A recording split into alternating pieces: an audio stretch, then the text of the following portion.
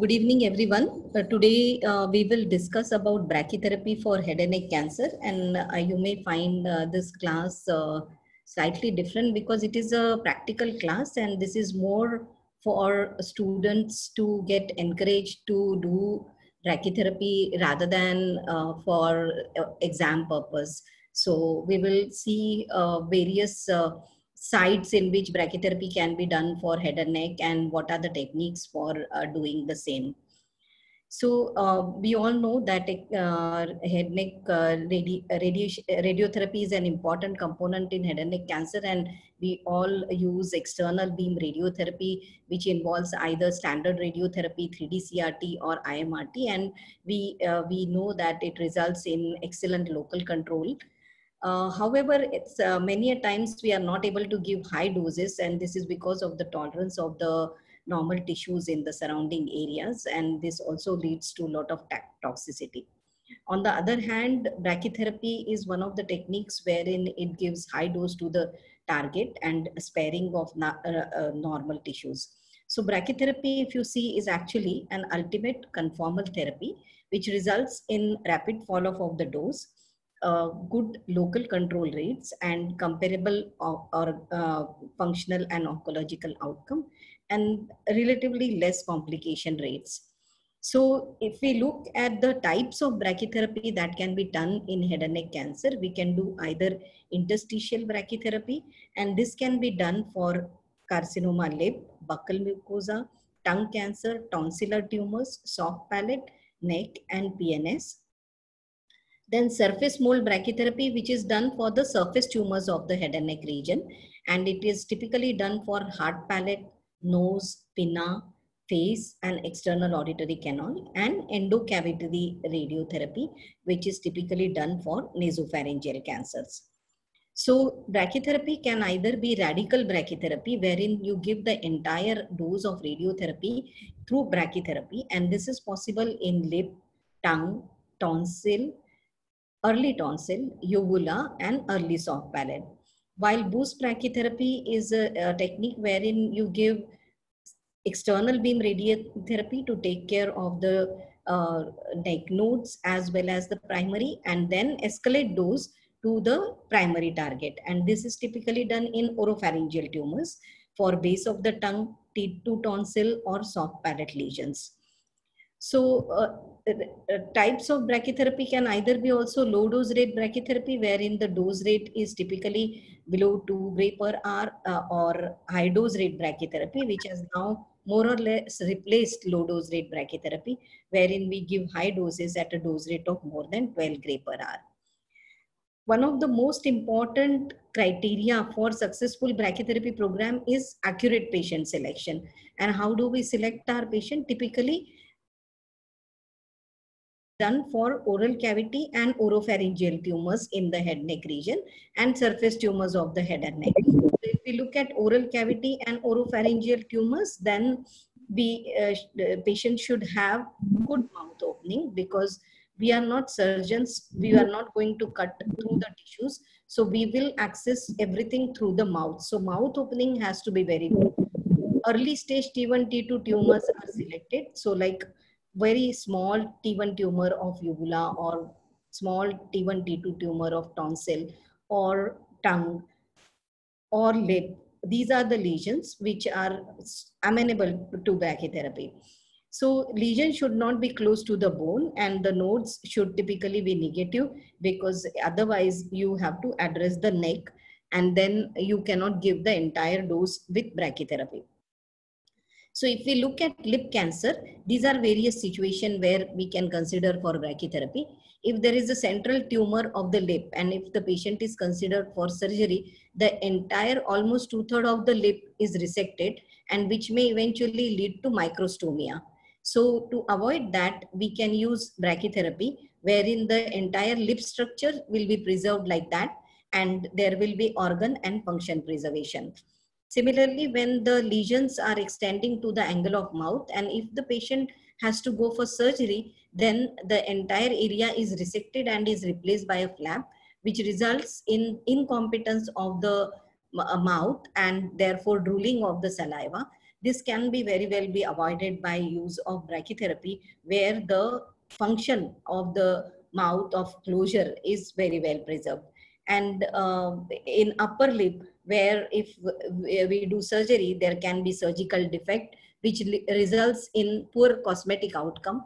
And in such situations also, we can consider for brachytherapy for the lip.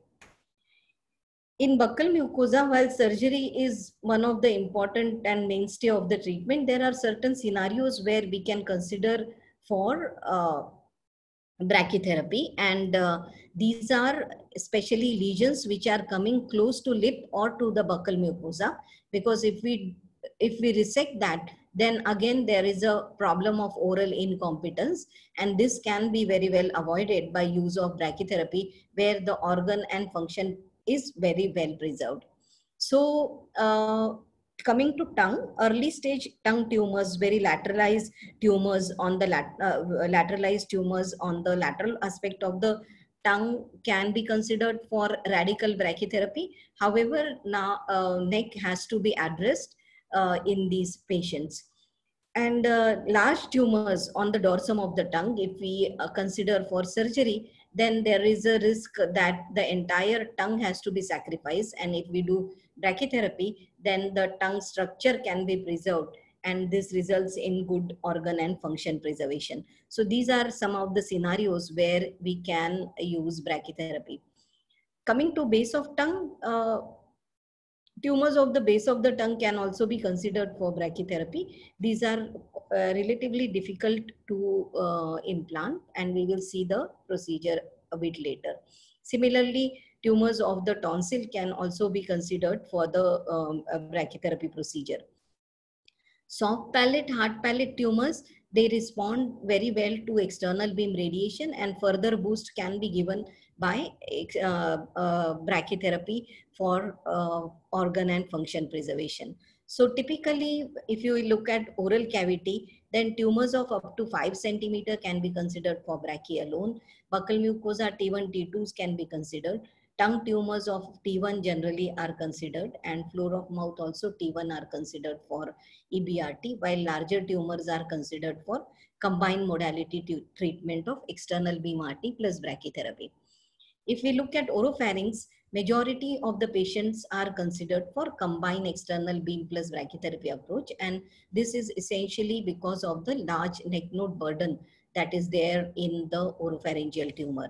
Very small lateralized tonsillar tumors or small soft palate tumors or uvular tumors can be considered for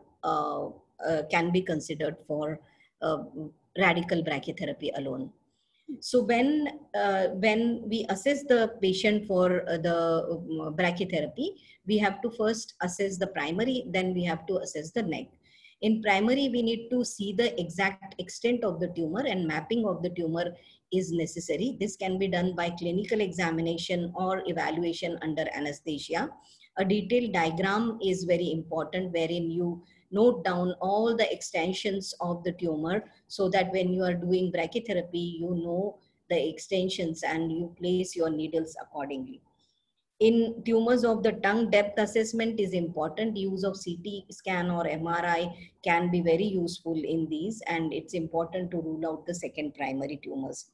Assessment of neck is important, and it can be done by clinical examination, sonography, and CT MRI. So coming to the actual procedure for brachytherapy, what are the instruments that are used for brachytherapy? So most essential are needles, and there are different sizes of needles that are available. Typically, they are hollow needles with a beveled edge at one end,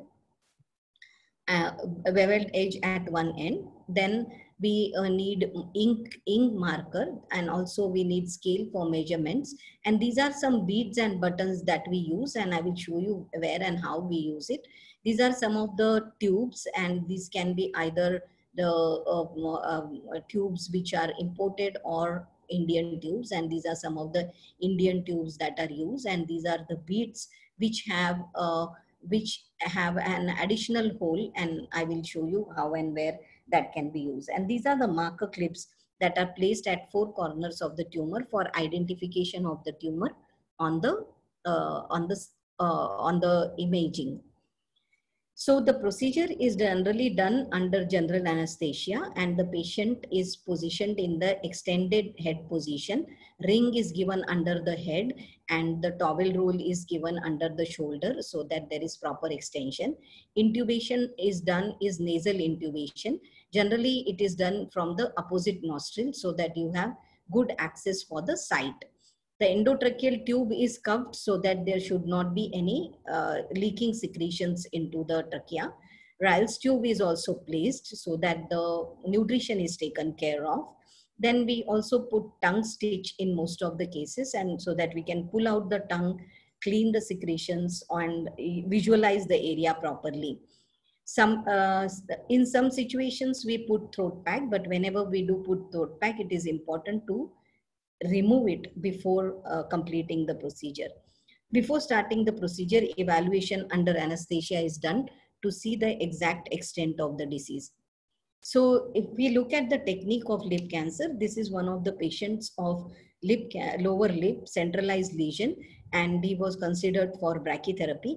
This is the tumor that has been, as you can see over here. And these are the markings that have been made. This is the planning of implant. And typically we try to cover around 1 centimeter area beyond the tumor with the help of brachytherapy. Then insertion of the needle is done in two planes. First plane is submucosal plane and the second plane is subcutaneous plane. So these are the two planes, and we can make placements either in the form of triangles or in the form of squares so that the parasystem geometry can very well be maintained. Once the needle placement is done, the typical distance is around 1 centimeter from each other, and the distance between the two planes is also 1 to 1.5 centimeter, depending on the thickness of the tissue that is available. So this is how it looks in from the sides, where you can see that there is a good separation maintained between the two planes, and then these needles are replaced by plastic catheter tubes. And here you can see that the plastic catheters are well secured with the beads and buttons. So coming to buccal mucosa, I'll just stop this share and I will go to one video.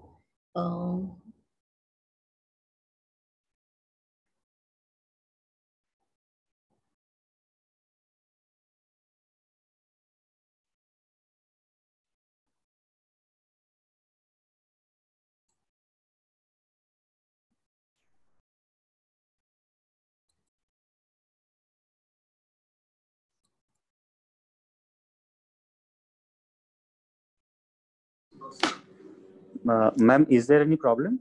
No, I'm going to the video. Just wait 2 minutes.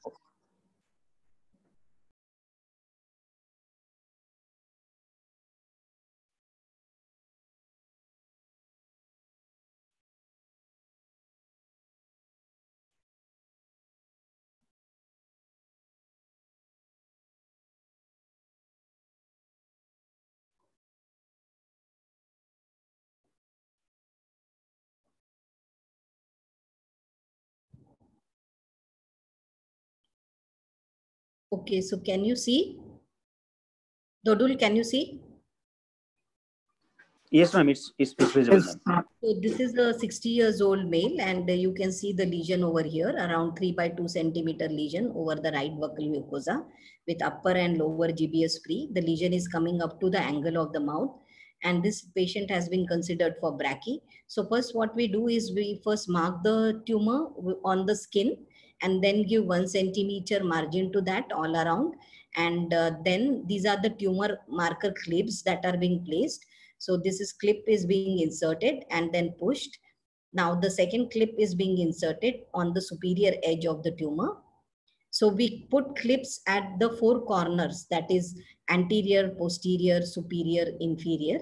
So, and when we are inserting, what we use is called as Z technique, so that the clip should not come out when we are pulling out the needle. So this is the inferior clip that is being placed. Can you ask everyone to mute, please?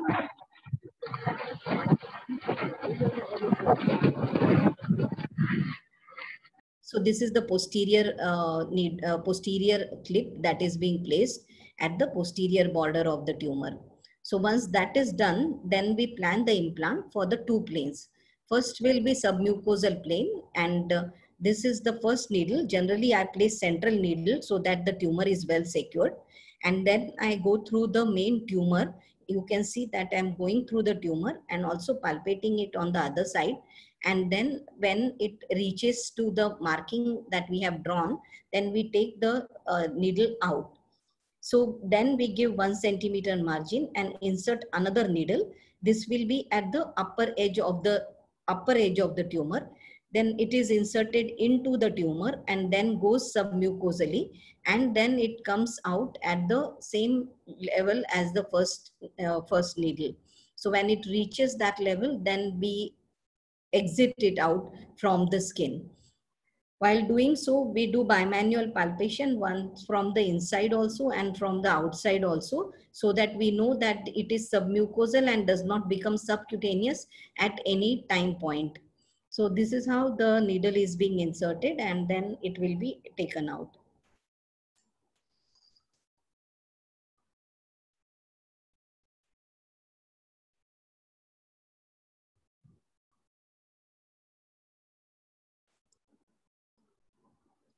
So now the third needle is at the lower edge of the tumor. Again, this is a submucosal lesion, submucosal placement. And similarly, it is being inserted through the tumor, lower edge, and going along the submucosa. And it will be exited through the skin.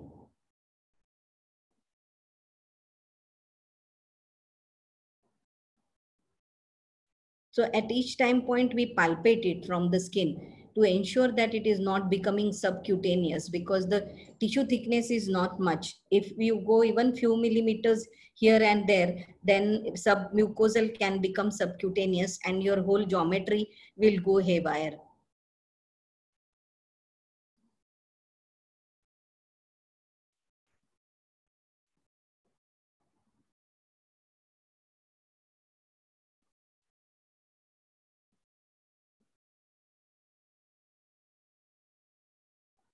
Similarly, two more needles are placed in the plane, and this act as the margin for the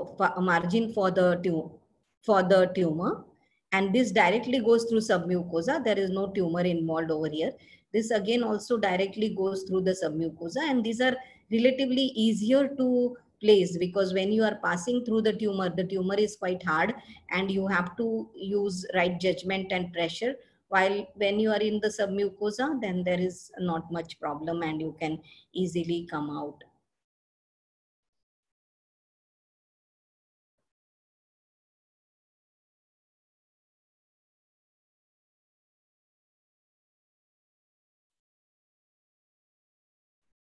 Now we are planning for the submucosal plane, and typically we do triangles. So in between the two needles, we are marking at 1 centimeter distance. So as there are 5 needles, here there will be 4 needles, and these all will go in the subcutaneous.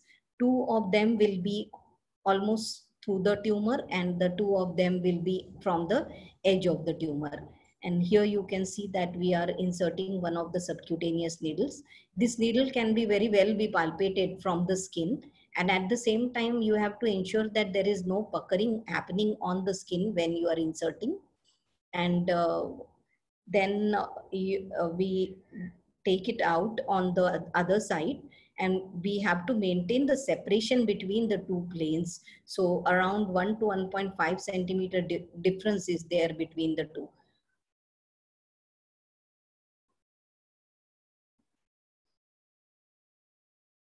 So wherever there is a tumor, it is very difficult to insert, and you can see that there is a resistance happening while we are trying to insert, and we are being very careful that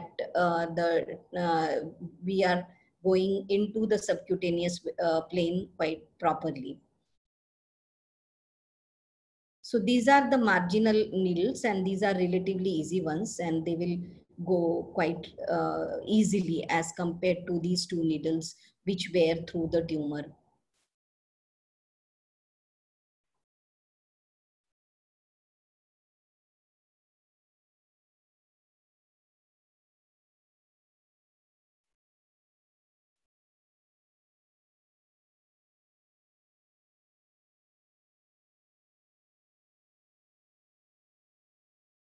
So after this last needle, then these needles are replaced by plastic catheter tubes.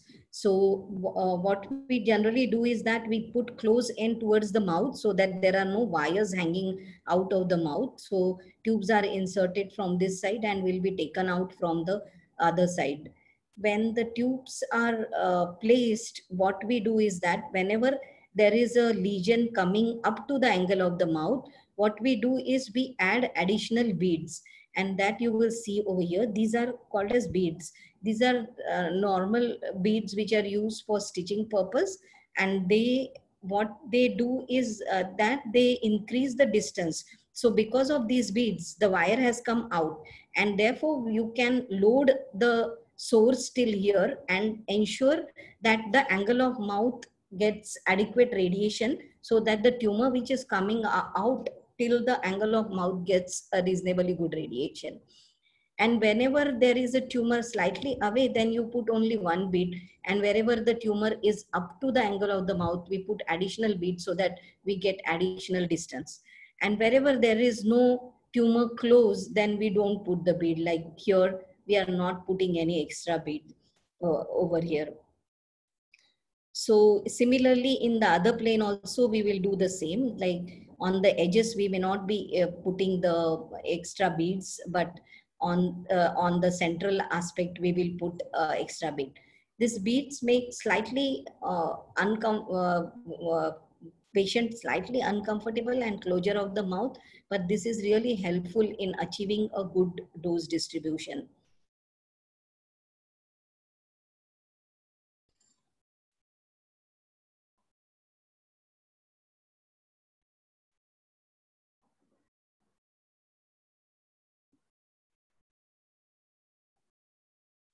So once that is done, what we do is that we place metal buttons, and these are useful for putting identifying the skin. When this was more useful when we are doing 2D planning, but now with 3D you can identify the skin anyway on a CT scan. And then we put beads again and we use different color beads for different planes so that we can identify the planes very well, and this is helpful for the technologists so that they don't get confused about the planes when they are doing the actual treatment. So one plane is yellow, one plane is white, and then we do numbering of the catheters, and we follow a specific protocol for numbering of the catheter so that everyone knows how the numbering is done and there is no confusion on the machine when the patient is getting treatment. And then the tubes are cut, and we also check for the connector whether it is getting connected properly, and we put the dummy sources, dummies, so that there is no closure of the tubes and the patency is very well maintained, and then the dressing is done. So this is how the dressing is done, and this is how the implant is done. So I'll go back to the PPT now. Just bear with me for 2 minutes.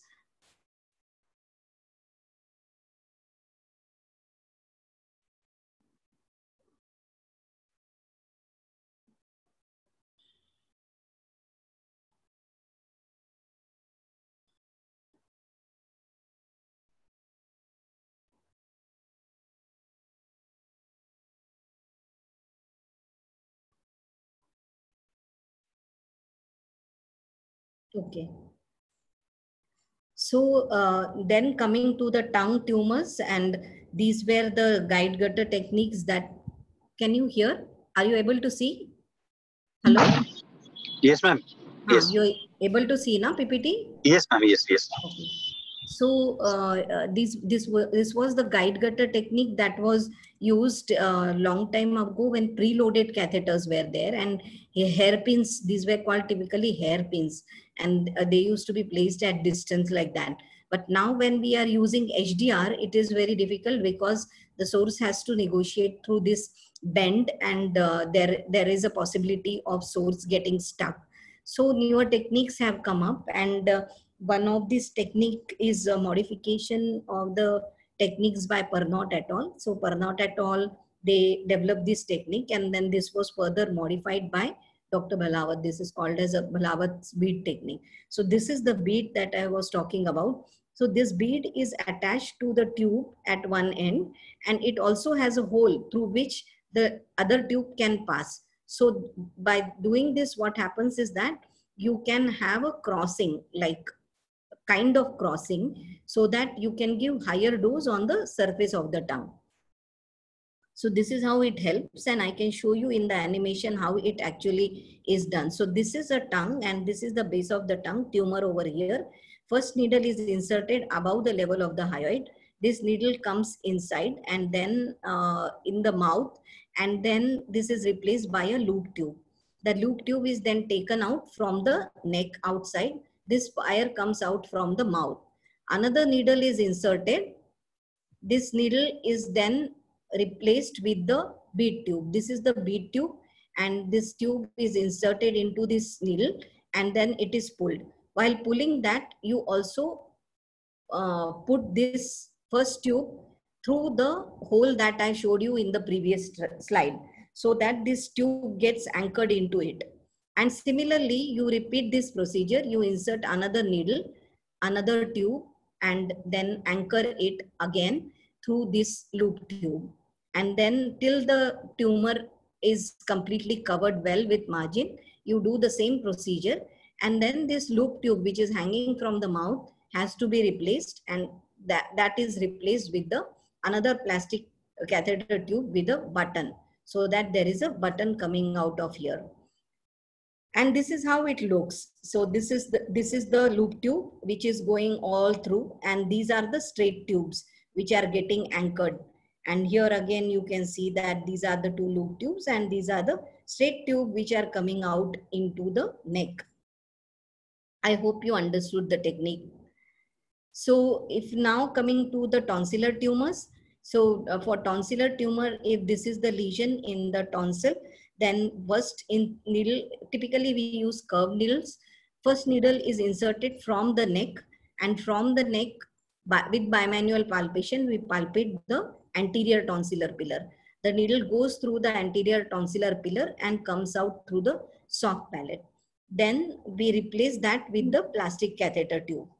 Then another needle is inserted into the posterior tonsillar pillar, and that also comes out into the soft palate, and this again is replaced by the plastic catheter tube.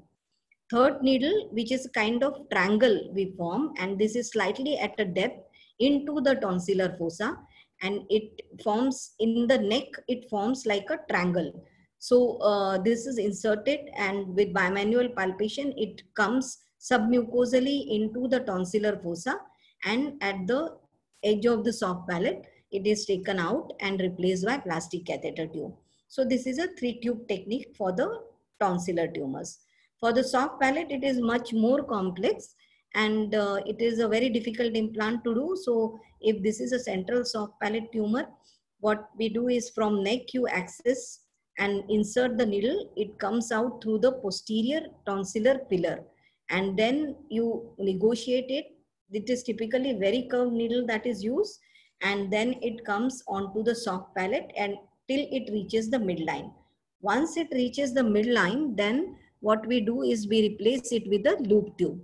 From the other side, you do the same procedure and insert a needle till it comes into the center. Then you replace this other edge of the loop tube into this needle, and then you form a kind of a loop.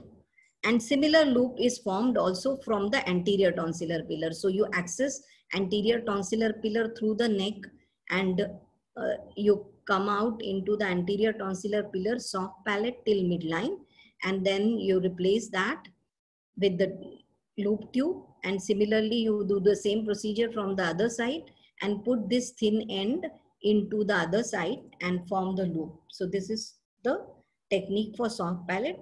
Although it looks slightly easy on the animation, it is a very difficult implant to do and extremely challenging procedure to do. So during the procedure, meticulous hygiene has to be maintained. We do give prophylactic antibiotics. Entry and exit sites are topical antibiotics are applied, and daily dressing is changed.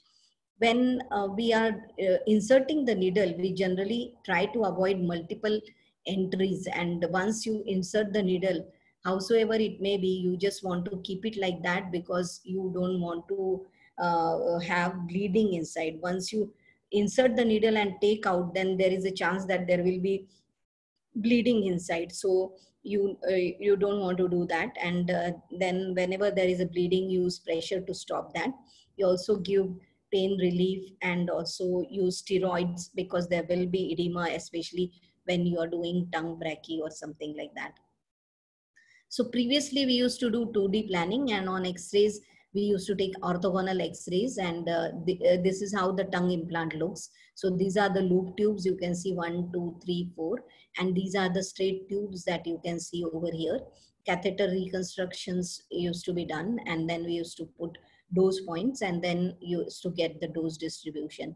Now this has been replaced by 3D planning, and all patients go for radiotherapy planning, CT scan, measurement of the catheter. Each of the catheter is done like that.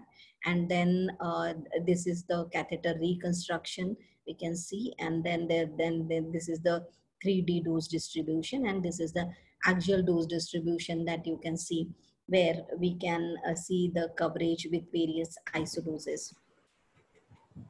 We also have various optimization technique, and whenever this is with geometric optimization, and sometimes if the coverage is not well, then we have the possibility in HDR that we can now pull the isodoses or manually adjust the weights of sources over here so that the coverage is improved. So this kind of optimization can be done with use of HDR brachytherapy, which was not possible with LDR.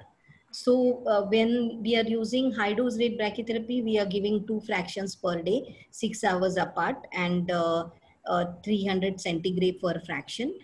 If we are using radical brachytherapy, we use either 350 centigrade per fraction and 14 fraction, which is equivalent to around 50 to 66 gray of LDR. And we, when there is a boost brachy, we give 3 gray per fraction into 7 or 8 fractions, which is equivalent to 22 to 24 gray of HDR.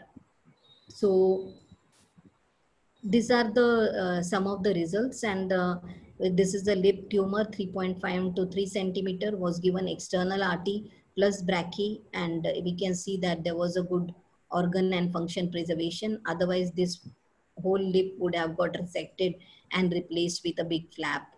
And this is a small tumor of the lip, which has been very well taken care of, and with excellent cosmetic outcome, which is also very important for lip tumors because it's very clearly visible otherwise. And this was a large growth of soft palate encroaching onto hard palate, which was treated with EBRT followed by brachytherapy. And this, you can see that there is even at 5 years, there is a complete resolution of the tumor, good function, preservation, and also saliva. There is a very moist saliva, unlike external beam RT where you see very dry mucosa.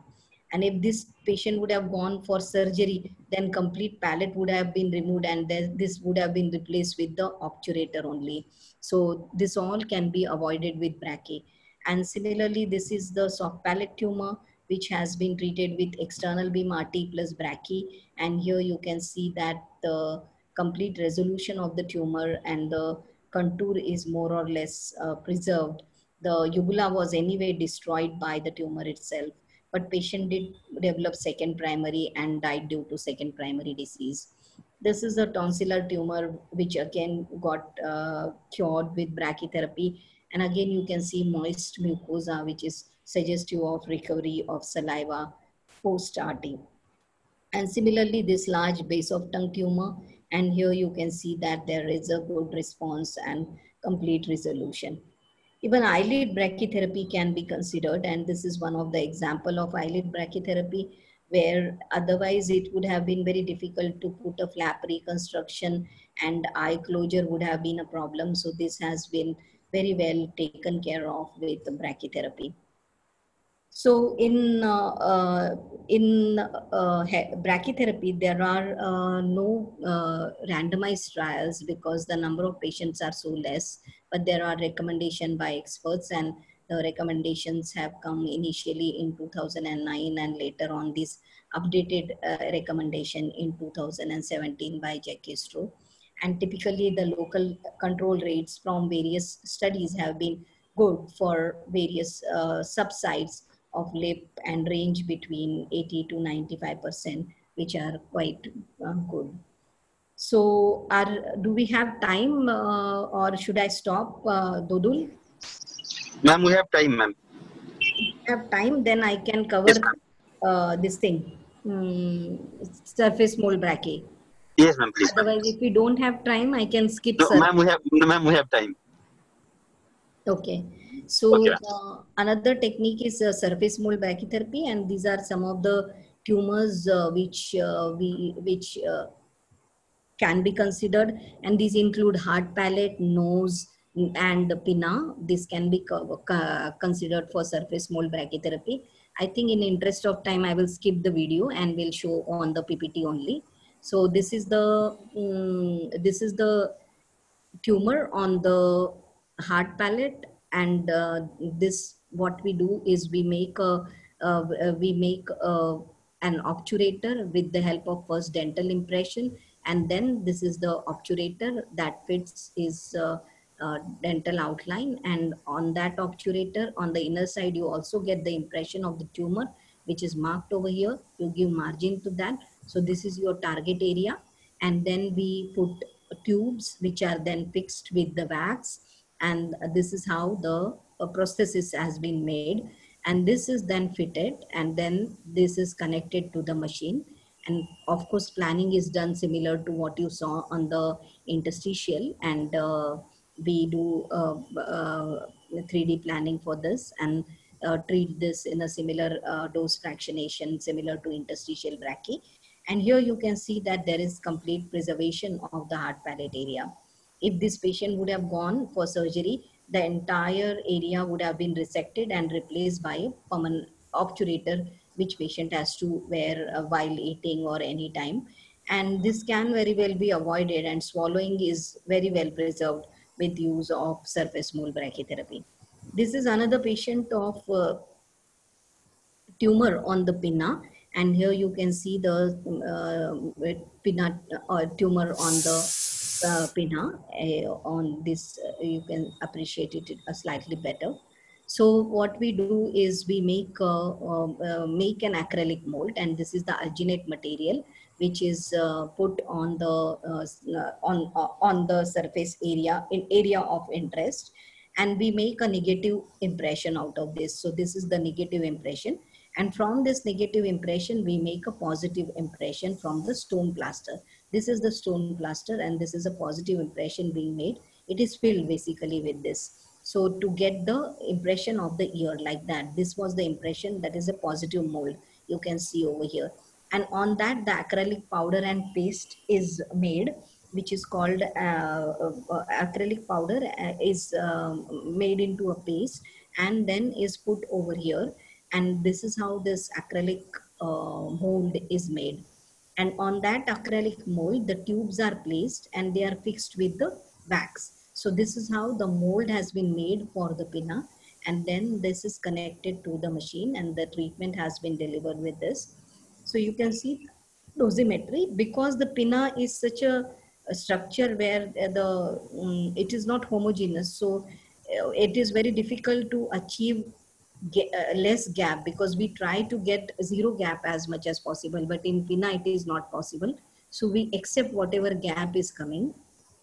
So these are axial and transverse views, and this is the catheter reconstruction that you can see, and these are the dose points that have been placed on that, And then this is the dose distribution, where we see that the red line is 100% isodose line, that is covering the tumor properly. And the dose that we gave was 49 gray in 14 fraction at 3.5 gray per fraction. And this is how the outcome is. So the pinna is very well preserved.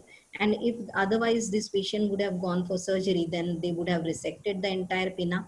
She has this habit of wearing heavy earrings, which she would not have been able to wear if she would have gone for surgery. And that cosmetic appearance is very well preserved with the help of brachytherapy. Similarly, for nasal alar tumor, surface mold is an excellent treatment. This is how the mold is made, and you can see the outcome with the excellent cosmetic outcome and the preservation of the nasal structure, which is very important. So this is our data of surface mold brachytherapy. We have 35 patients, and we in skin tumor we have achieved 94% local control rate, and intraoral tumor 76% local control rate. This can also be used for early stage ear cancers. And this is a case capsule of a 64-year-old male who presented with serosanguinous discharge, and biopsy showed squamous CA.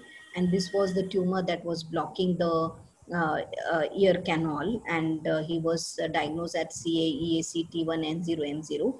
We gave external RT40 gray, and after that the tumor kind of melted away. And then we made this kind of intraluminal source carrier prosthesis, and this is the catheter that goes inside. And then the patient was treated like this. This is the catheter which is going inside, and this is the dose distribution. We prescribed dose at 5 millimeter off axis, and total dose of 22 gray in 5 fraction at 4.5 gray was given. And the patient was still NED at 4 years. So this is our case report of the same. So there is always a question whether brachytherapy is good or IMRT is good, and proponents of brachytherapy talk about it being ultimate conformal therapy, good quality of life post brachy, and organ and function preservation. And at the same time, it is a very time-tested technique since ages. While IMRT is relatively new, but it is non-invasive. It also results in good local control rates, xerostomia reduction, and less side effects. So the question is whether IMRT or brachy, but it's not actually the question. It should be IMRT plus brachy. And this group from Netherlands actually showed that they did IMRT for the tumors of oropharynx, and then they added brachytherapy and found that the local control rates were actually excellent, 5-year local control rate of 96%. And therefore, it is suggested that it will be better if we could combine IMRT with brachytherapy in routine care rather than IMRT alone. Possible advantages are also sparing of DAR structure. And again, study was done by Netherlands because we found that this can result in reduced dose to the constrictor muscle, and DAR sparing is very much feasible when you use brachytherapy. Also, saliva preservation is better in patients with brachytherapy, and we had done this small study wherein we had given xerostomia and dysphagia questionnaire and observed that the scores of the same were very low as compared to the IMRT score, which were relatively higher. So even this can help in reducing the xerostomia. So it's a very good technique that way. So to summarize, brachytherapy is an excellent modality of treatment, but patient selection is the key for excellent local control. So if patients are selected carefully, then results in good local control and good organ and function preservation with minimal side effects. It can also reduce xerostomia as well as dysphagia, and we can achieve further improvements in our treatment by adding state-of-the-art brachy to IMRT. So it should not be only IMRT in this era, but we should try to combine IMRT and brachytherapy to have optimal outcomes. Thank you.